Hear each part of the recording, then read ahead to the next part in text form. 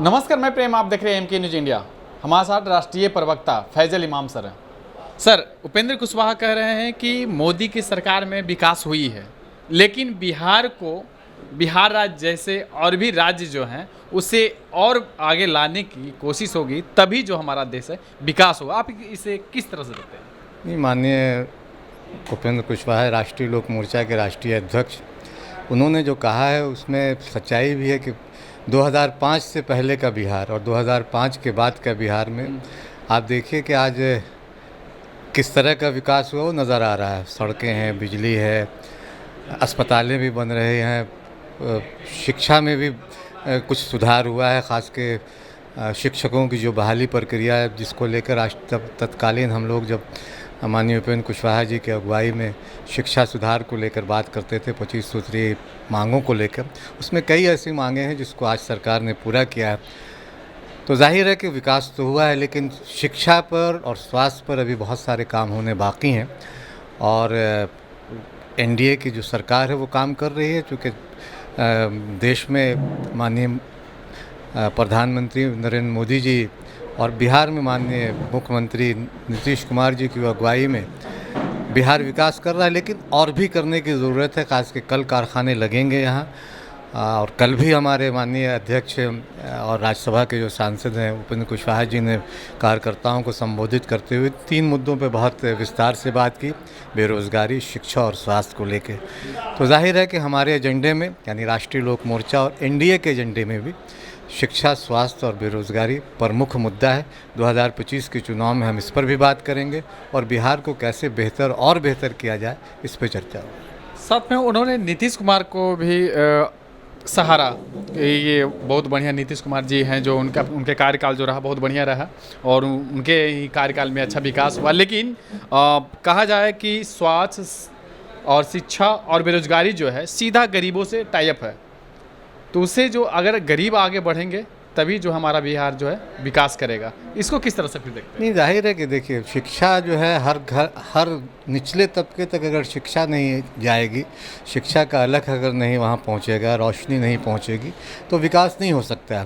इसलिए शिक्षा का स्तर निचले स्तर पे किससे बेहतर से बेहतर हो, इस पे हमें लोगों को और भी शिद्दत के साथ काम करना। काम हुआ है, ऐसा नहीं कि काम नहीं हुआ, लेकिन और भी शिद्दत के साथ काम करना है, और भी जुनून के साथ काम करना, और बेहतर काम करना है। शिक्षित अगर लोग हो जाएंगे, बहुत सारी चीज़ें अपने आप ख़त्म हो जाएंगी। बहुत सारी जो कुरीतियाँ हैं, बहुत सारी बेरोज़गारी, शिक्षा से बेरोज़गारी का मसला भी जुड़ा हुआ है, पलायन का मसला भी जुड़ा हुआ है। और बिहार में अगर जो और भी विकास के काम होंगे, तो उसके बाद फिर सारी चीज़ें अपने आप, बेरोज़गारी का मसला हो, शिक्षा का मसला और स्वास्थ्य का मसला, ये 2-3 मुद्दे हैं जिसको बिहार को में और बेहतर काम करना। काम हुआ, माननीय मुख्यमंत्री की अगुवाई में बिहार में काम हुआ है। सड़कें बनी हैं, बिजली हुए हैं, अस्पताल भी गाँव में खुले। अभी कुछ दिन पहले भाजपा के राष्ट्रीय अध्यक्ष माननीय नड्डा जी और माननीय मुख्यमंत्री जी ने कई इलाकों में अस्पतालों का उद्घाटन किया। तो जाहिर है कि काम हो रहा है, और भी होना चाहिए और होगा भी। अभी देखिए, कई सीमेंट के कारखाने भी नवादा वगैरह ज़िले में खुले हैं, और भी प्लांट लगने की योजना है। तो इससे बेहतर विकास होगा, बेरोज़गारी ख़त्म होगी। लेकिन मुख्य चीज़ ये है कि शिक्षा पर हम लोगों को और बेहतर काम करना होगा, और भी ज़ोर देना होगा कि निचले स्तर तक जो लोग कतार में सबसे पीछे खड़े हैं, उन तक शिक्षा की रोशनी कैसे पहुंचे, इस पे हम लोगों को बहुत गंभीरता से और बहुत शिद्दत के साथ काम करना है। उपेंद्र कुशवाहा थोड़ी सी नाराज़गी उनको में दिखी है कि न्यायपालिका को लेकर के जिस तरह से कह रहे हैं कि न्यायपालिका को लेकर जो हमारे देश में जो है स्वतंत्र हो तो गया, भारत स्वतंत्र आज़ादी है, लेकिन अभी भी जो है फंसा हुआ है। इसे लेकर कर जो है सदन में हम आवाज़ उठाएंगे। नहीं, ये आज का मुद्दा नहीं है। जब वो 2014 से 2019 के बीच थे, तब से हम लोग कॉलेजियम सिस्टम के ख़िलाफ़, खास के हाई कोर्ट और सुप्रीम कोर्ट में जो जजों की बहाली की व्यवस्था है, जो कॉलेजियम सिस्टम है, उसके ख़िलाफ़ हम लोग लगातार वो आवाज़ उठाते रहे। माननीय उपेंद्र कुशवाहा जी लगातार आवाज़ उठा रहे हैं, और एक कार्यक्रम भी हम लोगों ने चलाया था, हल्ला बोल दरवाज़ा खोल। यानी तमाम लोगों के लिए सुप्रीम कोर्ट और हाई कोर्ट में जजों के जज बनने का जो रास्ता है वो सबके लिए खुले। वो कैसे होगा, इस पे एक न्याय प्रणाली में इससे ही सुधार होगा, क्योंकि निचले तबके के लोगों को, दलितों, पिछड़ों, अति पिछड़ों या सवर्ण समाज के जो सामान्य वर्ग के लोग हैं जिनके पास इतनी क्षमता नहीं है, तो हम लोगों का ये मानना है कि कोलिजियम की जगह, यानी माननीय उपेंद्र कुशवाहा जी ने ये कहा, नाराज़गी नहीं कहा, आप नाराज़गी कह रहे हैं, ये हम लोगों की एक मांग है। चूँकि दबे कुचले लोगों को अगर न्याय नहीं मिलेगा और जब तक उनको सुनने वाला वहाँ बैठा नहीं होगा, यानी मतलब उस तबके से लोग नहीं होंगे, वो उनकी पीड़ा को नहीं समझ सकते हैं। तो कॉलेजियम सिस्टम के ख़िलाफ़ हम लोग लगातार 2014 के बाद से ही आवाज़ उठा रहे हैं। आज 10 साल हो गए।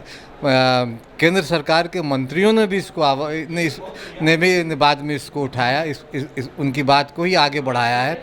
और सिर्फ आज नहीं, आज तो भले फिर कह रहे हैं कि हम सदन में आवाज़ उठाएंगे, जब वो सदन में मंत्री थे तब भी कॉलेजियम सिस्टम को लेकर उन्होंने आवाज़ उठाई थी, अपनी बात रखी थी। तो कॉलेजियम सिस्टम ख़त्म हो, एक ऐसी ऐसे जजों के चुनने का सिस्टम ऐसा बने जिस तरह से IAS IPS का सिस्टम है, उस तरह की कोई प्रणाली बने कि तमाम लोग, चाहे वो चाय बेचने वाला हो, फल बेचने वाला हो, अखबार बेचने वाला, उसके बच्चे से लेके किसी दूसरे तबके के लोग भी उस परीक्षा में बैठे और उस परीक्षा के बाद जो लोग पास करें, जिस तरह से IAS IPS बनते हैं उसी तरह जज बने, ये हमारी मांग है। जिस तरह से वो अपनी नाराज़गी व्यक्त कर रहे थे कि स्वास्थ्य और शिक्षा से लेकर कई जो मुद्दे रखे, क्या लगता है कि उपेंद्र कुशवाहा जाकर डायरेक्ट जो है CM नीतीश कुमार से मिलेंगे और इन सभी बातों को रखेंगे और उन पर गंभीरता के पूर्वक लिया जाएगा? नहीं, फिर नाराज़गी नहीं, देखिए नाराज़गी नहीं, चिंता है।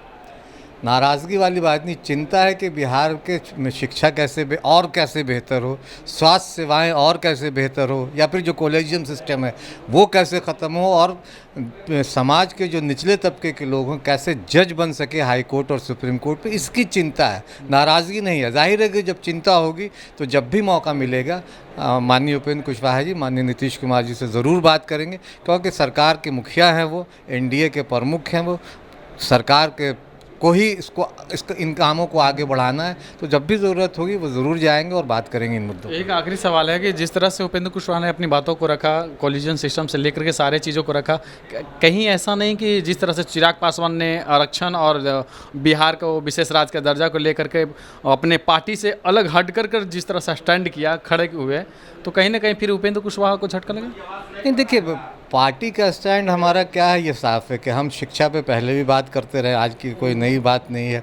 स्वास्थ्य को लेकर अगर आपको याद हो कि जब मुजफ्फरपुर से पटना तक माननीय उपेंद्र कुशवाहा जी ने पैदल मार्च तक किया था पटना तक का, तो ऐसा नहीं है कि आज हम पहली बार बोल रहे हैं।